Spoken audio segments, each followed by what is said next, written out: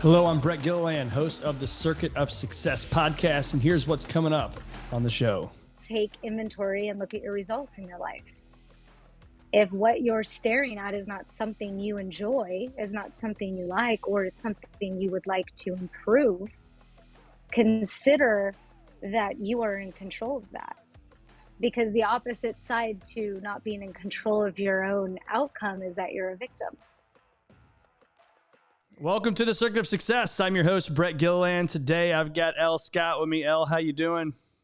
I'm doing fantastic. Thanks for having me. It's a little warmer, I believe, where you're at. It's a tad warmer, maybe like 60, 70 degrees warmer.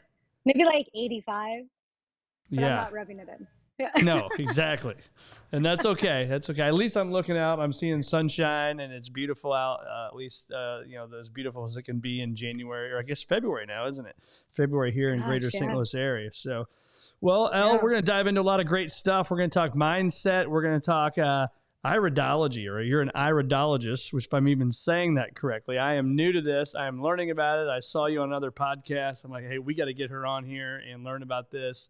But before we do that, I would love to just kind of dive into the backstory of what's made you the woman you are today and what's gotten you to where you've gotten. Sure. So, first of all, a huge fan of mindset, and I had the privilege of being raised by two entrepreneurs, so my mom and my dad, who were mainly in the real estate and construction field. And they were introduced to a lot of mindset. So as a young child, 10, 11 years old, I'm reading Og Mandino, Zig Ziglar, and of course the all famous Napoleon Hill, which I consider that guy just my mentor, though never met him, but his books are very impactful to me. And so that was always at the forefront growing up, and I ate it up. I wanted to know everything about how one manifests, how one directs energy. So I was that kid. And I also had a very strong desire to be successful. And, I had done a lot of different things. I had bounced around to a lot of different industries and tried different things. Obviously, did the high school, college, played collegiate golf for Irvine, and that was fantastic and fun, but I wanted to try something else and really make it into something that would make me a lot of money. Not that golf wouldn't professionally, right. But I wasn't that competitive. I was that gal that told my coach, well, why can't I smoke a cigar and wear skirts while we're competing? He's like, you're not college material. Stanford, that's not how it works. Okay with this. Exactly. Right out of college, went into technology sales. So software. Obviously at the time there was still, we were still using mainframe. We were still using Excel as base for our software programs and such. And so I got an early start into software sales, worked a lot with the state government, and then went into more software and then cloud, and spent about 17 years in that industry, which I absolutely loved. There was just different types, watching the technology advance so quickly. Obviously business acumen, I got to travel, I worked from home, made my own schedule, so I got really, really spoiled very, very quickly, and really enjoyed that. But during those times of working from home, I was doing a lot of humanitarian work. Also, something instilled in me as a young kid. We were constantly supporting families in different countries of need, and things that were more on the home front, like helping rebuild schools for Indian reservations and such. So all of this formulated kind of this drive to maybe move away from the technology realm. I was immensely successful in it, but eventually wanted to kind of move away into something else. And that's where kind of iridology comes in. Yeah. So tell our listeners, what is iridology? So for a guy like me that doesn't know anything other than obviously has something to do with the eye, what is iridology? Sure. So iridology is the only soft tissue analysis at present that exists. And basically it's a snapshot of your entire system or your entire health. So lymphatic system, skeletal, muscular organs, endocrine system, and then the skin and digestion, all of it as a whole is a picture of your health, and it's historic information.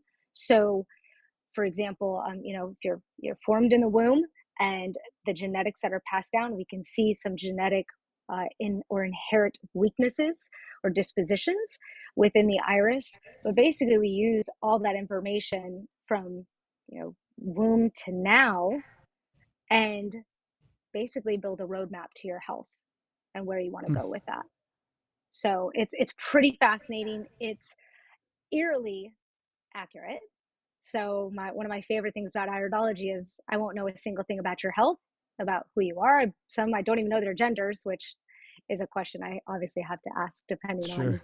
on things that show up in the eye. But then I return that analysis back to that person, and they look at me like I just did some sort of witchcraft because it's that accurate. And so Like what? I just So read are, their are you mail. doing this with an eye? I mean, am I taking a picture of my eye right Yeah. now and testing it to you, and then we're going to do this live on the podcast, or like what? Like what do we do here? Like how do we do this? What is Yeah. somebody listening to this? What do they take away from that? Yeah, great question. So, back in the day, and iridology's been around since the 1800s. The suspect is it's actually been around since, ancient Egyptian times, but nothing's Hmm. documented or things that we can't understand. But up until the 1800s, it's been a study. And then Dr. Bernard Jensen brought it into the States in the 1900s, and it became a practice. But the technology, of course, now we have is in our hands, and we can use the cameras in our phones. And most of my clients are from all over the world, and they do take a close up picture with their phone and send it to me for analysis. I also can take it with what I call the magic cam, and it's this Frankenstein created custom camera that gets up really super close in the right lighting, and it can get these super crazy cool pictures. But it's not necessary anymore because of the technology we have in our phones. That's amazing. So if I did Yeah. that and I send it to you in your office, and so what type of stuff are you telling me? So again, for our listeners or people watching, I'm taking a picture of my eye, with my iPhone of my eyeball. I'm sending it to you. So like, what are some examples of things that you've done lately to help people, better their lives, right? Become the best version of Yeah. them, all from a dang picture from their eyeball. What is it? Yeah. Gosh, I mean, it's everything from getting their energy source back, right? I mean, you have people out there who have hardly any energy, or they're in constant pain. I tend to move away from using labels but it's easier for people to understand that. So like arthritic type symptoms to anything from a stage 2, 3, 4, 5 type of situation. Wow. Um, and we really only use, and all we're using is information that the nervous system is returning to the iris, right? And saying, hey, I'm in this part of distress. A lot of this information you could not even be in your now. This could be stuff that we see that could actually become an issue in the future. So it's even more of a preemptive strike, if you will, to Yeah. some of the health issues. But um, mainly, what I'm doing is my focus is the lymphatic system, because literally that's the only way for someone to get healthy at a deep level, healthy, to get out of systemic pain and chronic issues. We always go back to the lymphatic system because that's your sewer system, and that's Yeah. where we focus in our work to help people relieve whatever it is.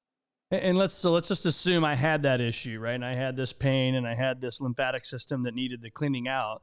So then what? Is it my diet? Is it exercise? Is it taking vitamins? Is it all the above? What does that look like? Sure. So, there's different levels of detox, and we call it detox, and really it's cleansing, but it's a deep cleansing, right? It's something that not a lot of people really utilize, but is becoming more popular as we start to deep dive into the science. But it's really mainly through diet. You figure your sewer system is everything affected by what you take into your body. Mm-hmm. So, from the deepest levels of detoxification, we're talking, of course, changing it up to more of the base chemistry. When I say base chemistry, I mean there's only two sides of chemistry. There's the acid side, which is corrosive, and that's what causes all the pain and inflammation. And then there's the base side of chemistry, which is closer to alkaline, but not to the extreme, because that's where you're going to get some issues. But uh, you're really going to look at kind of your base chemistry fruits and foods like fruits, berries, melons, some of the softer, fruit, vegetables, and then strong herbs. Not necessarily supplements, because those are slightly different than herbs. Supplements are, as they say, but the body prefers synergistic herbs rather than elemental supplements. But again, this just comes down to choose your own adventure. How deep do you want to go? What are we looking at when we look at the eye and the state of your health? And that determines how deep we go and kind of the direction. But usually it's in those two realms. It's always diet. And then, of course, I stress mentality. I stress intention. I stress that non-physical side of this, because if you don't want to be well, or if you don't believe you can't be well, then we need to start working on that first. Yeah. And that's hard to do, right? If you and I both agree with that, I would think we love the mindset. We believe in positive attitude. My wife and I talk to our kids all the time. If you think you can't, you can't. If you think you can, you can, right? Either way, you're right. And it's all about right up here and what we're thinking. And so to talk to our listener that may not believe to the level you and I believe that that's possible, what advice would you have for them? I would say, first of all, take inventory and look at your results in your life. If what you're staring at is not something you enjoy, is not something you like, or it's something you would like to improve, consider that you are in control of that. Because the opposite side to not being in control of your own outcome is that you're a victim. Yeah. And no one wants to admit that they're the victim, right? No one wants to sit there and say, well, yeah, I'm absolute victim and things are happening to me. Right. I think majority of people would say, no, I'm in control of this. I'm going to take control of this. And it's really empowering. First, I would empower anyone to understand that that really is the case. You're not just, things aren't happening to you. But that also is something I would empower someone and say, you can change that. And that's me handing back your responsibility back to you. Yep. And start there. And then just try it. Just try small things. Don't go big. Don't say, next thing I want a Bentley in my garage in 2 days, and you're over there, chanting for it. Try something small. And it's taking action every day, right? And taking action. I mean, there's a lot to be said. Different schools of thought. We've listened to many masters and read many books, so there's different ways to go about it. You can also tap into the way you feel, because feelings are a vibration.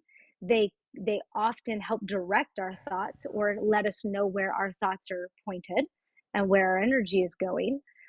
But yes, ultimately take action, but don't replace action, or don't replace mindset with action, because then you're going too far. You're just going to try to effort your way through everything. Yeah. Which, if again, intention, I can get a client and they can say, I don't believe in any of this, or I don't believe I can be well, but I'm going to go do everything you tell me to do. It's not going to work. You can't action your way to belief. That's right. Belief is simply a thought you continue to believe. Well, it's funny you say that. So the circuit of success, hence the name of this podcast. The first one is your attitude, right? I always say you decide where you go. You decide when you wake up if you're going to be a victor or a victim, right? So once I decide that, then there's my belief system, because between the two, there's going to be this thing in life we call rejection, right? And rejection is going to get me on my day of like, well, crap, I woke up in a great mood, but this little light on my phone is bad news, right? Well, then it comes to my belief system, right? And I'm going really quick here on this, but my belief system, then I ultimately have to take action to get the results that I want, right? And so when you hear it laid out like that, attitude, your belief system, the actions ultimately get your results. What do you think about that? I agree, right? We are human beings, not human doings. However, I always say, only take action when you're in alignment. That's the most important part, because taking action out of alignment isn't going to produce anything, but there always has to be a level of action. Almost you wouldn't be able to help it. If you're Right. inspired and you believe in it, you're like, there's nothing that could hold me back from doing it. So yes, there's always that level of action. It's a whole look, to your point. Those are all connected. So I would love to know. I like this question, probably hence why I ask it, right? But if I were to follow you around every day, and I'm hanging out with Elle Scott, and I get to have a camera and show people these are the no miss things that you do every single day, what are those things for you to be at the top of your game? Sunlight, for sure. And if you can't Yep. get that, I get that everyone's got a different climate. Do your best to get some form of self-soothing type energy, right? Get some sunlight, get some warmth if you're in the colder regions. Maybe get into something that energizes you, because we do need those elements, and that's sometimes tough in the winter, so I get that. But Right. for me, it's I get out, I need fresh air, I need sunlight, or just daylight. And then I of course I don't jump right into my work as much as that. And through my 17 years of being in the career, that can be tough. Your salesperson wants to know, how are my deals going? Right. But I really make sure that I start my day off with aligning myself with my energy, checking in. How am I doing today? I go take my walk. Of course, that's a form of meditation. And I tap in and set my intention with my energy. I may not be setting the intention of, I'm going to do this, this, and this, and this, because again, I want to make sure that energy and the feeling and my attitude is in check first. So that's usually what I do every single day.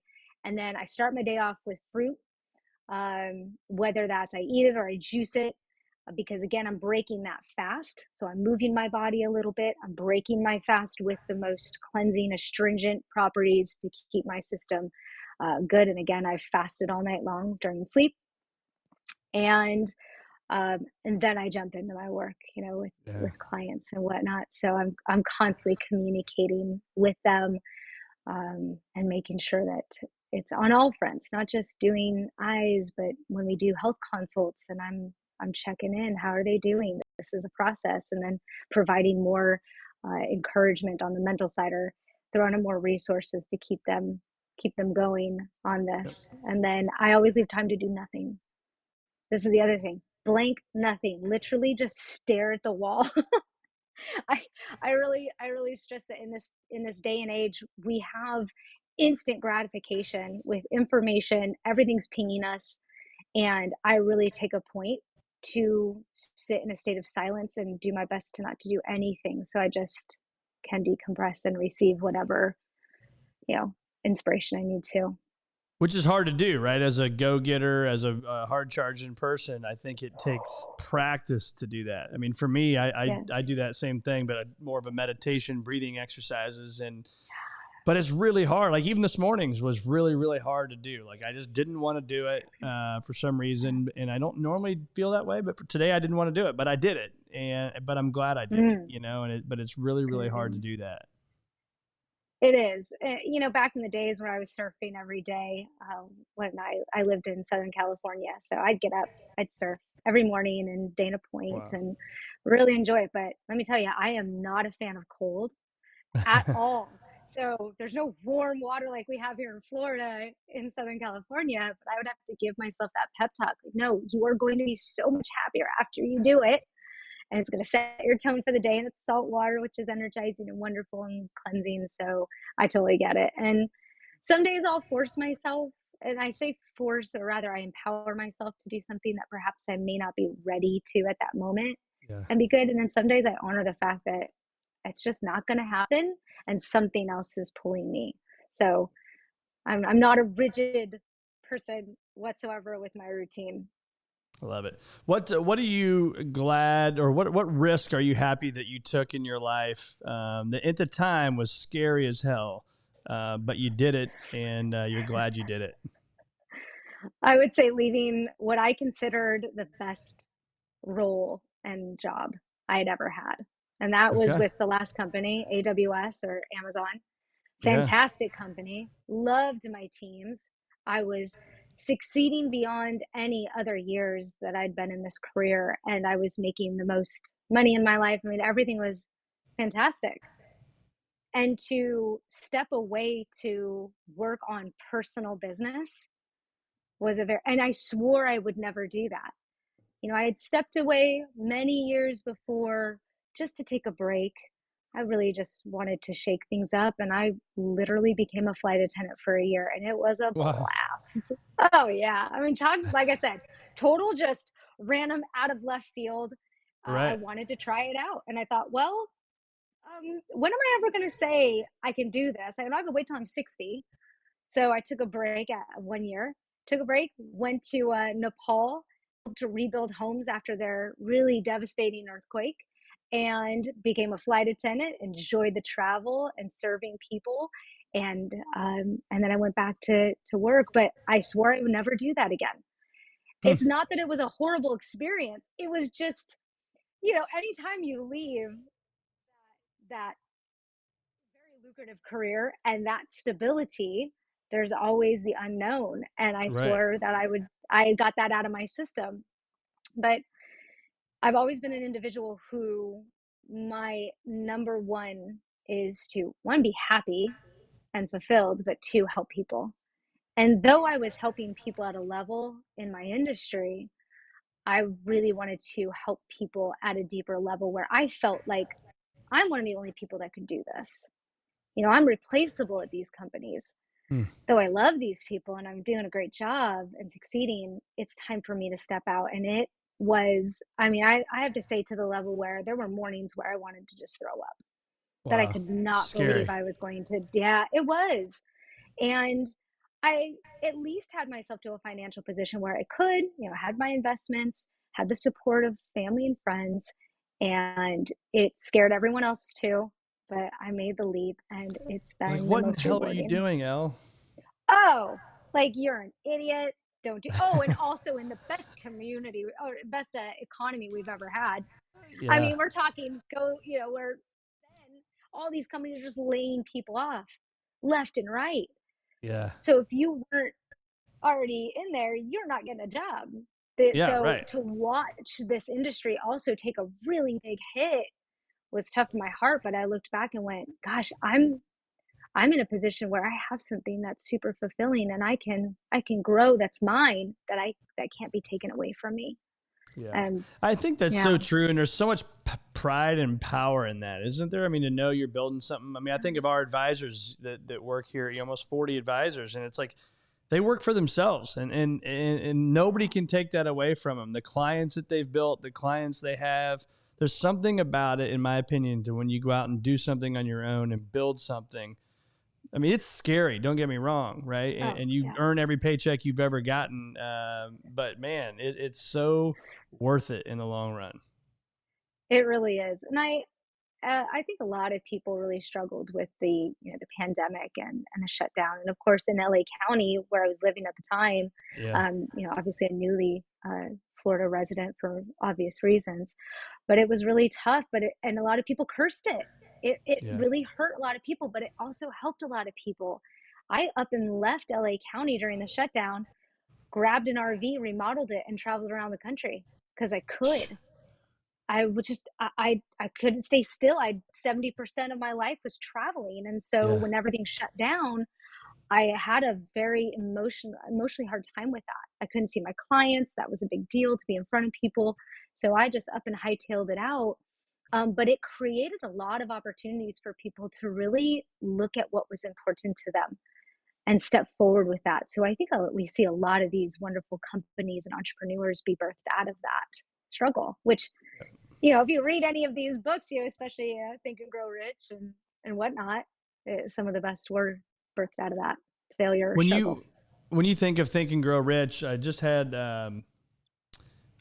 she wrote the book, Mrs. Lecter, with the Rich Dad Poor Dad. Couldn't think of the name of it for a Yes, second. She was just on my yeah, podcast, and so we talked about Think and Grow Rich. She works for the Napoleon Hill Institute, and Did you ever Nice. when I was a young advisor in my 20s, I had these design statements, we would call them, right? That came out of that book. Things I would say to myself, these kind of pep talks. I mean, I still have them to an extent, I carry on in my journal. And so, did you have that? Do you believe in that stuff? What's your thought process there?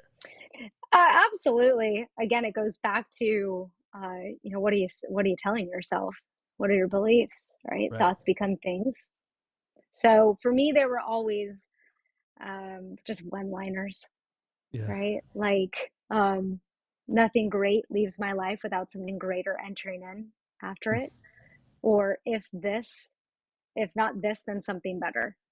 And those were just my little things that I would tell myself and just kind of walk in those, but it was constant. They were my statements to myself that I'm good no matter what. So yeah, I they're love that. powerful. So I want to talk now about pity parties. Okay, I call this All bounce right. back theory. Okay, and so the bounce back theory, whether you're in sport, you're in business, you're at home, you're at education, the most successful people at the top of their games, in my opinion, bounce back from defeat very quickly. Right? You get bad news in a sales deal, sucks. Right? Emotionally, it sucks. Maybe financially, it sucks, but you bounce back. The best salespeople bounce back quickly. So when you hear me say the pity party or the bounce back theory, what's your pity party look like? Oh goodness, I'm not sure if I have one. Okay, I would I have to love say it. at least I will say that I've experienced them quite a bit, maybe a long time ago though, but mostly in relationships. I've been blessed with, like I said, that success mindset, but I didn't have as strong as belief in creating my own reality around relationships, specifically romantic ones. So my pity parties probably happened then in that context. Yeah. They were very short lived, but it would um, it would never involve anything that would be detrimental to myself. I was never a self sabotager. I would never go just dive into the drinking Yeah. or tell myself that I was bad. I think it was sometimes, hey, you're a little much, and you just maybe need to find someone who can deal with that level of energy and that level of drive. Um, so there's not too many pity parties going on, thank goodness, I love anymore. it. Yeah. So what, when you hear the word fear, I always ask this question of how many of the fears you've put in your mind have actually blown up to the magnitude you put them in your mind to be? Ooh, very little. Yeah. I think we have a great way of making things bigger than they really are, right? Thank goodness they didn't show up as badly as sometimes I would. But Uh-huh. I think I think probably the most recent one was probably the leaving Amazon, leaving the job. Yeah. Is that fear of the unknown?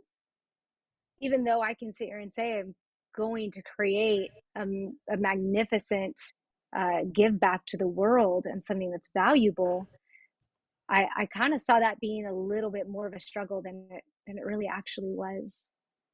So, It's yeah. amazing, isn't it? The things that we can build up in our mind, just like one little thing can, and it can just blossom and blossom and blossom. And I think that, that's one thing I hope people take from this podcast. And for me, I get asked all the time, what's been your biggest takeaway? There'll be actually this weekend, this Sunday will be my 6th anniversary. And I've interviewed, I think you're the 323rd person. And it's amazing, right? What you learn out of almost 300 and something hours of interviews, which is a long time. But I have learned that the most successful people, and everybody I've asked that question to, the fears don't blow up to the magnitude we put them in our minds to be, right? But we do that, and I've done it a million times. And so I hope that people, whatever fears they're having right now, if they're working out or they're driving down the road, they can take those things and say, you know what? It is a fear, but I'm going to choose not to listen to that fear to this level today. And I'm going to take one step closer, one action step to get closer to where I want to go. Right. That's the biggest hope I have for people, is to believe in themselves, believe big, and then go make things happen. Yes, you make a really good point. Is I've learned something over the past few years that I found that those moments of trepidation or hesitation started to get a lot shorter because I had learned from, I believe it was one of the, I think Abraham Hicks or Jerry and Esther Hicks, and some of the things they were saying is stop the momentum of that thought. Give, Mm, if you that's go past absolutely right. 17 seconds of that thought, you then create another one that is akin to that thought. And then what happens after a minute is now you put it out into the universe, and it's in creation mode now. Right. So do your best to tell yourself, I get 15 seconds to think about this thought. And this is how I do it now. Is if I really want to think something, that's not empowering, I give myself 15 seconds to have that pity party, if you will, or that, disempowering thought. And I don't let it go beyond that, because I realize that that will create another one to harmonize with it. And then I only have a short amount of time before I actually put that out into the universe. So Yeah. just stop the momentum. Do I anything to love stop that. the momentum. That's Yeah. a really powerful saying. Just stop the momentum. Stop the Stop momentum. I it. love that. Yeah. So when you see this F greater than P sign in the back of my microphone here, that's our mission statement, right? And so that's the future greater than your past. We help people achieve a future greater than your past. And so when you hear that, it doesn't mean you had a bad past, but I would assume if I'm in a room and there's 1,000 people in there and I said, how many people in here want to have a future greater than their past? I would assume most Oh, people yeah. would raise their hand, right? So Yes. when you hear that, achieving a future greater than your past, what does that mean to you? The first feeling or thought that comes to my head is massive impact. And I really, truly wake up every day wanting to make a positive impact in someone's life and helping them to, just empower them to go carry that on as well. I want to create a world of givers, givers of, in value givers, not just someone who gives of themselves to a point where it's self-depraving or it hurts them, but true giving that it helps other people to do the same thing and create that chain Yeah. reaction, right? Um, I would say that I would also I'd also love to see this, for me, continue on with this path. This has been something that I've loved since I was young, iridology, health, and so forth. And in the past, I doubted it. In the past, I always, went back to the things that were comfortable. Yeah. And I feel I'm beyond that, where I've now opened up to the point I can't ever go back, because this is just too amazing what we're doing. And I would say that my past has always kind of had this bounce back to the safe. So the future is definitely a lot brighter than the Yeah. past. Well, it's when I hear you say that, I call it the comfort zone callus. And I picture this little circle as your comfort zone, right? And we keep butting up against it and we create this callus and we just can't get through it, right? So we got to figure out another route to go. And I think it's easy for us to do that, isn't it? To go back to what's comfortable. Oh But yeah. we have to get comfortable being uncomfortable, in my opinion. Yes. And so that's what it Yeah. takes. You're following your dreams right now, right? It may have been the scariest thing you ever did, but you're following your dreams, and that's super Yeah. impactful. Yeah. And I definitely want to, in some way, I obviously don't know everything. There are people who have far more success and have done this for much longer than I have. But if I Sure. can inspire someone to just rip that band-aid off and do it, then I'm fulfilled. I love I love it. I love just being able to inspire. So I'm assuming you got a cell phone pretty close to you there. And if I were to I do. steal that cell phone from you, what are besides email, because you got to have email for work and all that stuff. But if I stole it from you, what's the one thing that you hope I don't take and delete off of your cell phone forever? Wow, that is a really cool question, and not where I thought you were going with this. Um, what's the one thing I wish you wouldn't delete? And we can go too. I want to know. I'd be curious on where you thought I was going with it. And we can go there a second. But after, Oh, I thought you were gonna say, if I were to look at, other than email and stuff like that, like go to my Instagram, like what do I search? And you'd see a uh, bunch of watches and classic cars, really. To exactly. be perfectly honest. It's amazing how that stuff just Um, keeps showing up, isn't it? I'm like, my goodness, oh yeah. they know exactly Um, what you're looking at. yeah, yeah. I mean, given we're in the world where everything backs up, but I would say, uh, I wouldn't, I wouldn't delete the, the text messages from my family. Oh, Like, let's that's just say if cool. those weren't backed up, those Yeah. text messages and my friends, and just those are oftentimes the things that I look back on and realize. And I say this, some of those text messages are really painful. Hmm. Some of those text messages are also super positive, but that's what's gotten me to where I am today. Yeah. Yeah, that's great. Yeah. What would you say, there's any apps or anything you obviously there's all the social media stuff and you can grow a business that Oh way, but yeah. any apps that you use that are really helpful for you to be productive? Oh, great question. Um, I love, there's a few. So I love GoodNotes. It's just where I dump all my thoughts. I'm not a big writer. I'm a big audible person, so I will just Yep. voice notes into that, and let it, kind of like an Evernote, is one of those. Um, I also, gosh, there's so many. You almost forget which ones you use on a daily I basis. know, right? My my white noise app, I am one of those people that cannot sleep without it. Like, thank God they made this app, because I have gone to different countries and they didn't have fans, and I think I just stayed awake for 4 days straight because of Well, it's it. So funny yeah, because so there's that. I have a bad experience with that. My buddy Chris, when you show up to your guys' golf trip with 20 guys and you're one of the last people there, you get like the worst room and you have to share a room, right? And my Oh buddy God. he had a white noise thing that was so freaking loud. I couldn't even sleep a couple nights. And finally one night I got up and I'm like, I'm turning this damn thing off. And so I turned it off and you know, I try How'd to that fall go? asleep and all of a sudden he cranks it back up. I'm like, golly. So I told him I never want to hear white noise the rest of my life. But that's all right. Oh yeah. I'll throw out one. I thought the reason I asked that I Yeah. love these, but I heard of, I just got Basmo, Basmo. I'm a big reader and Oh, it okay. tracks you, like kind of hit start when you read and then it tracks, and then when you're done you obviously hit done and what page you're on, and it tells you like it, at this level of speed of reading, this is when you'll finish that book. But you take pictures and you can audio the stuff you're learning from the book, and it keeps it all compiled in one spot. So now throughout the year I can go back to those books anywhere I'm at and look at the highlights, my notes, my Nice. thoughts, all the stuff. Because something triggers you in a book, right? And it's like, oh, I need to do this, and this in my world based on what I read in that book. So for me, I'll just share that to our listeners or share that to you. I thought it was really, really good, and it's very helpful if you're a reader. Oh, absolutely. I'm gonna download that. And you said it was Basmo? Basmo, Basmo. Basmo.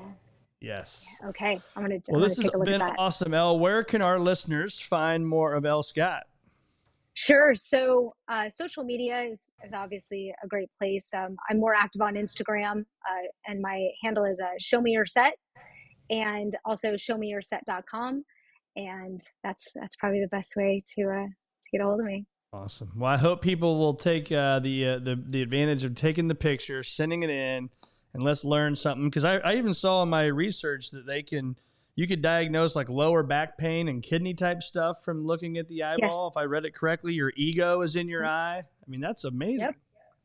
It is. The one thing I always tell people is, that you use the word diagnose, and we as iridologists say, can't diagnose, but, because you get all the medical terms, Sure. but you absolutely can see all of this. I mean, if you can think of a symptom, you can think of something, a dis-ease, we can look and see the root cause of that in the eye. And everything we see is repairable. Unless Mm. you are missing an organ that has been removed, I Yeah. obviously can't stick that back in your body, Yeah. but pretty much everything is addressable and repairable, and it's pretty powerful. Yeah. That's amazing. Well, we'll put all that stuff in the show notes, Ellen. It's been so awesome having you on the Circuit of Success. Thanks for being with me. Oh, it's been a pleasure. Thank you so much, and thanks to your listeners.